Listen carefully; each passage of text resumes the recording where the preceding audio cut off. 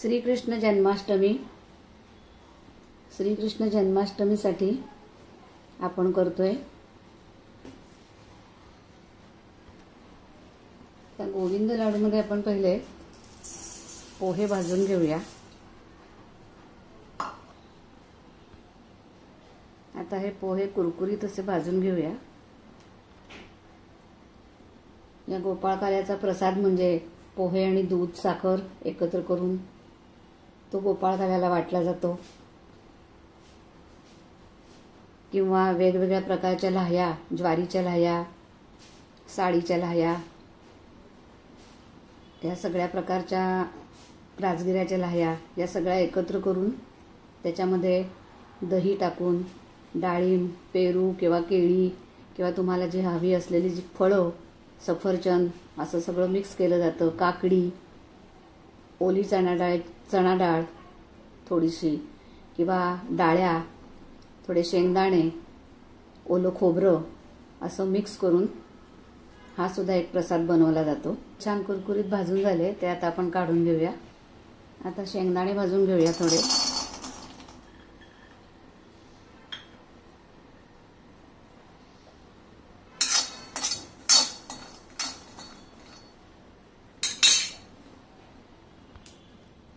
शेंगदाणे छान भाजून झालेत, काढून घेऊया. सुकं खोबरं घेतलंय, एक खोबऱ्याची वाटी आहे, भाजून घेऊया. जास्त लाल करायचं नाहीये, असं थोडंसं खरपूस भाजून घ्यायचंय. 2 वाटी पोहे आणि 1 वाटी हे खोबऱ्याचा किस, बदाम, काजू, वेलदोडा, अक्रोड, पिस्ता थोडा आणि अर्धी वाटी शेंगदाणे, अर्धी वाटी तूप आणि गूळ. आता हे भाजून घेतलेले पोहे, खोबरं, शेंगदाणे आणि हे ड्रायफ्रूट्स म्हणजे बदाम, काजू, अक्रोड, पिस्ता हे सगळं बारीक वाटून घेणार आहे मिक्सरमध्ये. करमरीत दळायचं आहे पोहे. पोहे मी अगोदर बारीक वाटून घेणार आहे, करमरीत असे थोडे जाडसर रव्याप्रमाणे. आणि खोबरं आणि शेंगदाणे आणि ड्रायफ्रूट्स हे वेगळं वाटणार आहे. तेव्हा आता प्रथम मी पोहे मिक्सरमध्ये वाटून घेते. अशा प्रकारे बघा कसा आवाज येतोय. असे पोहे भाजून घ्यायचे कुरकुरीत. हे बघा असं रव्याप्रमाणे, जाड रवा असतो ना त्याप्रमाणे हे पोहे मी बारीक करून घेतले, म्हणजे लाडू छान येतात. आता हे भाजून घेतलेलं खोबरं आहे, किसलेलं शेंगदाणे आहेत आणि ड्रायफ्रूट्स हे मी सगळं आता एकत्र वाटून घेते.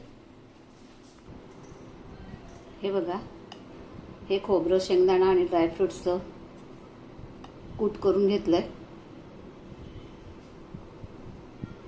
त्याला शेंगदाणे खोबरं असल्यामुळे छान असं तेल सुटतं. आता मी हे रव्यासारखे पोहे भाजून दळून घेतलेत छान.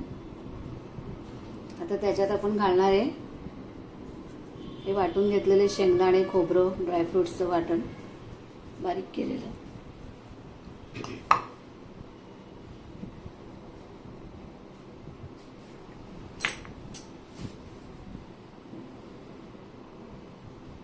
तर शेंगदाणे म्हटलं तर गूळ छान लागतो, म्हणून मग शेंगदाणे खोबऱ्याबरोबर गूळ छान लागतो. त्यात पोहे आहेत म्हणून मी त्याच्यात साखर न वापरता गुळाचा वापर करणार आहे.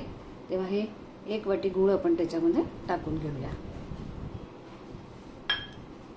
आणि आता हे छान मिक्स करून घेऊया.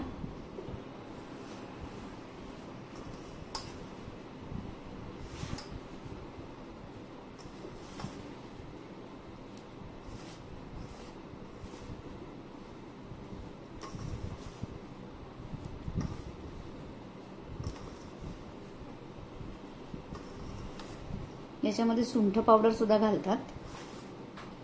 वेलदोडा मी घातलाय.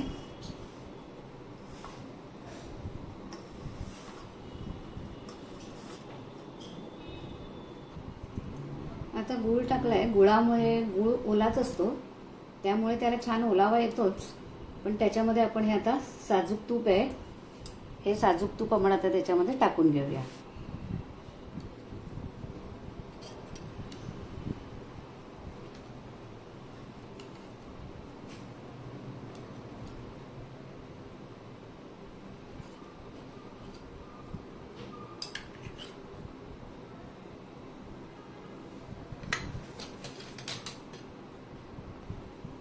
सात ते 8 पोहा चमचे मी तूप घातलंय. आता बघूया त्याचं बांधता येतात की नाही, नाहीतर मग अजून त्याच्यात थोडंसं तूप मिक्स करून मग बांधूया. तूप मिक्स करून झालंय, हे बघा असा मस्त गोळा बांधता येतोय. एवढं तूप पुरेसं आहे. आता आपण त्याचे लाडू बांधून घेऊया.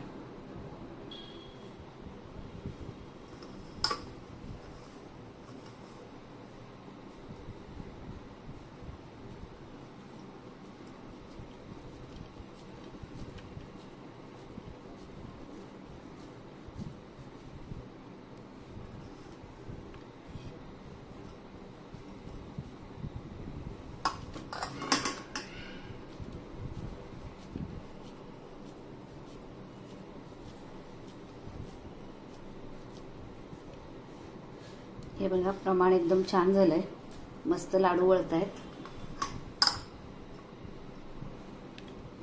बघू शकता तुम्ही.